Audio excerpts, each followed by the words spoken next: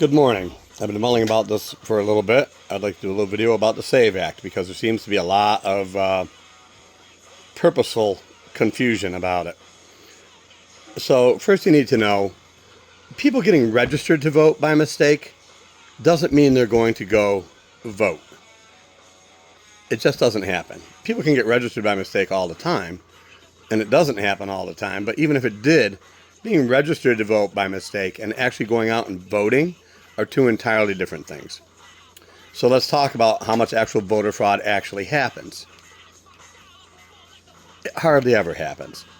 The Heritage Foundation, a right-wing conservative think tank, found about 1,550 fraudulent votes cast.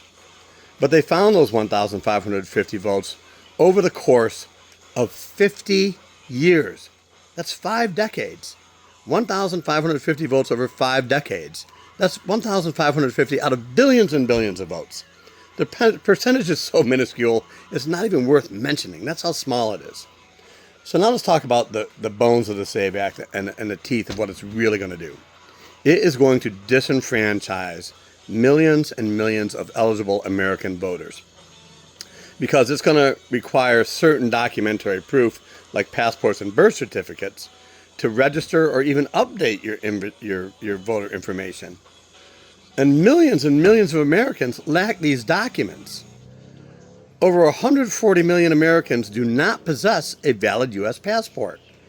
And they're not easy to get. You can't just say, I want a passport like that.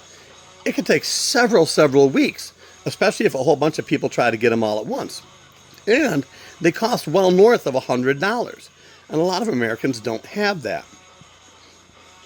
More than 21 million voting-age citizens lack easy access to a birth certificate or naturalization papers. Some people don't even know where the birth certificate is. It's also going to have a name discrepancy issue for women. An estimated 69 million married or divorced American women, their name on other documents doesn't match the name on their birth certificate. So they're going to have to require to get like other forms of proof. They're going to have to jump through a whole bunch of hoops and may not be able to. So now there's 69 million women that can be disenfranchised by this bill. It's going to have a disproportionate impact on low-income individuals, young voters, tribal communities, and rural Americans who are statistically, by the numbers, much less likely to possess any of this required paperwork. 21 million Americans that are eligible to vote don't even have a driver's license or an expired driver's license. And 3 million of those will be first-time voters that are the age of 18 that do not have a driver's license yet. And a driver's license isn't enough anyhow to prove you can vote. There's also a racial component. 28% of Black and Hispanic adult citizens lack a driver's license with a current name or address. Again, you get into the name changes of folks that are married. And again, so it's going to be targeting people of color. And this is done on purpose.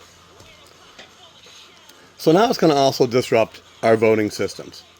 It's going to eliminate online registration, which is fine. Registering to vote and voting are two entirely different things. It would cripple online voter registration systems that 42 states rely on, almost every state in the nation. It's going to end mail-in and drive registration because people are going to have to show documentation in person. So if they have the paperwork to begin with, then they have to make the trip to show it, just to register to vote. So there's another barrier, especially for people, elderly people, people in rural communities that don't have easy access to where they would have to take their IDs. It's crazy. It's just putting block after block after block to stop people from voting when we should be making it easier for people to vote. And again, our voting systems are secure. It's been shown time and time again in the courts, in the laws. The system is secure. Then we have the financial burdens that are going to be overwhelming local municipalities. The offices of elections are going to be overwhelmed because they're going to be bottlenecking all these long lines of citizens that are going to be trying to update their stuff in person. Again, if they have the paperwork, if they can get there, blockade after blockade. travel barriers, again, for rural people, elderly people. So, again, none of this is necessary. And then lastly, there's increased privacy concerns. This SAVE Act forces individual states to hand over entire voter registration lists to the Department of Homeland Security. And this bill does not have clear safeguards to protect the sensitive and personal data that is on voter registration lists of every state. As a matter of fact, in Wyoming, a guy named Chuck Gray just handed over all our information, which to me, as a voter, that's sacrosanct information that the federal government does not need. They don't need it, nor should they have it. And 17 states have successfully sued to stop these voter registration rolls and this information will be handing over to the federal government, and they have done so successfully. So there you have it. It's unnecessary. The SAVE Act is based on flawed premises, flawed data, lies, and not facts.